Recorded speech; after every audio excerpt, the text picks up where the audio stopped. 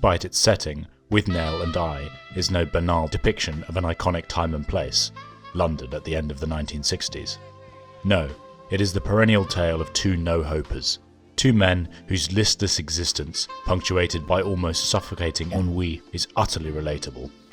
We want the finest wines available to humanity. We want them here, and we want them now. I believe I can assert without conceit that we all at some point in our lives have felt that crushing tedium, the acute sense that what we believe to be possible, the great acts we created in our own minds for our future selves, are somehow ever beyond our reach, and that we, partly in sorrow, partly in desperation, turn ourselves to temporal vices, seeking some form of relief. The film, despite being hilarious, is deeply tragic, tinged with the sadness of failed hopes. The acting careers of Withnail and the eponymous I, the unrequited desires of the loquacious Uncle Monty, and the fading optimism of the 1960s. There's a reason why Withnail and I is often considered to be a favourite amongst students. Its main characters are hopeless alcoholics, ever waiting for opening time at the local boozer so they can go in and get sozzled.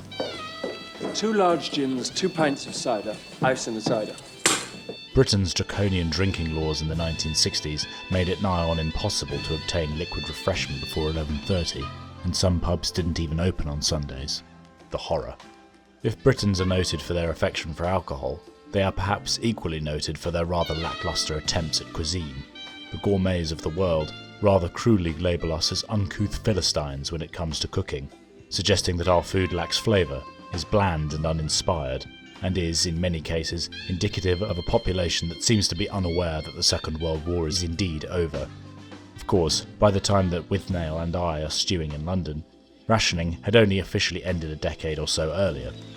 This could perhaps explain a rather memorable scene early in the film, in which I, in a fit of anxious mania, takes himself to a local cafe, seeking relief from his grubby flat, only to be confronted by a rather unappetizing egg sandwich.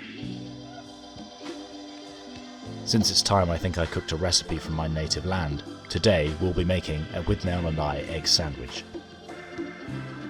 The first thing one notices about this particular egg sandwich is the lagoon of oil in which the eggs are swimming as they slowly cook. As this is clearly some sort of classic greasy spoon restaurant in late 60s London, this isn't going to be some fancy olive oil. Most likely it is vegetable or sunflower oil. Pour a large amount into a pan, enough to submerge an egg, and slowly heat the oil up. I let my oil heat to around 120 degrees Celsius. Once hot, break the eggs into the pan. Do this carefully so as to maintain the structural integrity of the eggs and prevent the oil from splashing out everywhere. The eggs will cook pretty rapidly. Observe them carefully to ensure that the yolks remain runny. It's unclear if the egg sandwich in the film has any butter or margarine, or whether it's purely lubricated by the cooking oil. I'm going to err on the side of caution and butter my bread. Make sure it's the cheapest, most polystyrene-esque white bread that you can find. Now place the egg on the bread and you have your completed sandwich. For the full Withnail and I experience, make sure to drive your thumb into the sandwich, just like the proprietor of the cafe does when serving it. I don't really know what else to say, other than this is a bog-standard egg sandwich. It's alright, but could be considerably improved with salt and pepper, or better yet, some sauce. The oil bath doesn't impart the nicest flavour either. For the full experience, consume your sandwich in a grotty little cafe, or, if your location is more rural, on a hillside in the rain, amongst all the beastly mud and umska.